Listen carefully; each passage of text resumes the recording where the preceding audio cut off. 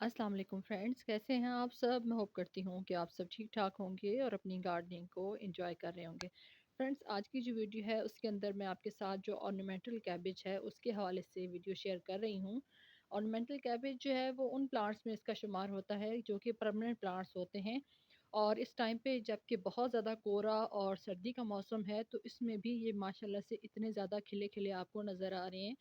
तो ये permanent variety का प्लांट है, पूरा साल ही चलता रहता है और ख़ास तौर पे सर्दियों में जब हमारे पास बहुत कम तादाद में प्लांट्स ऐसे रह जाते हैं कि जिनकी अच्छी ग्रोथ होती है, तो उसमें एक शुमार इसका भी होता है कि इसको भी बहुत ज़्यादा ठंडक में भी इसकी ग्रोथ अच्छे से चलती रहती है और आपके गार्डन के अंदर इसके कलर्स ऐड होते रहते हैं। आप इसको किसी भी टाइम पे लगा सकते हैं पूरा साल में।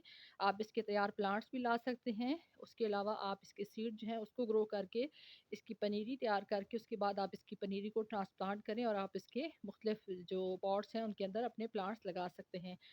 आप इसको बॉर्डर के अंदर भी लगा सकते हैं। बॉर्डर के अंदर अगर आपके पास ज़्यादा स्पेस है, तो बॉर्डर पे अगर आप इसके प्लांट्स लगाएँगे तो बहुत खूबसूरत देखने में आपका गार्डन भी लगेगा और आपकी क्यारी भी बहुत खूबसूरत कलरफुल लगेगी।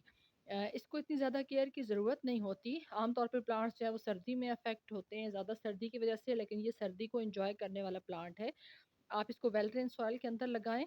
इसको इतना कोई ख़ास फर्टिलाइज़र की ज़रूरत नहीं होती। जब आप इसको एक दफ़ा ग्रो कर रहे होते हैं तो उस टाइम पे आप हल्का-सा फर्टिलाइज़र इसकी सॉइल के अंदर ऐड कर दें और उसके बाद ये अगर आप चाहें तो 15-20 दिन के बाद बाकी जब प्लांट्स को आप फर्टिलाइज़र ऑफ़र करते हैं तो लिक्विड फर्टिलाइज़र इसको भी दे सकते हैं। अदरवाइज़ इतना ज़्यादा इसको ख़ास ज़रूरत नहीं होती।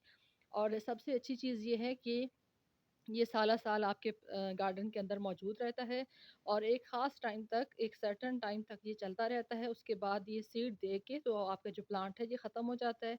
आप इसके सीड्स को दोबारा से लगा सकते हैं और इस तरीके से आपके गार्डन के अंदर से ये कभी भी ख़त्म नहीं होगा। तो आई होप कि ये छोटी-सी शेयरिंग आपके लिए हेल्पफुल साबित होगी।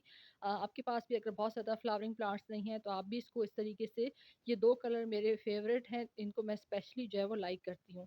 तो आप भी अगर फ्लावरिंग प्लांट्स नहीं लगाते तो इस तरह के प्लांट्स को अपने गार्डन के अंदर ऐड कीजिए और अपने गार्डन को कलरफुल बनाइए।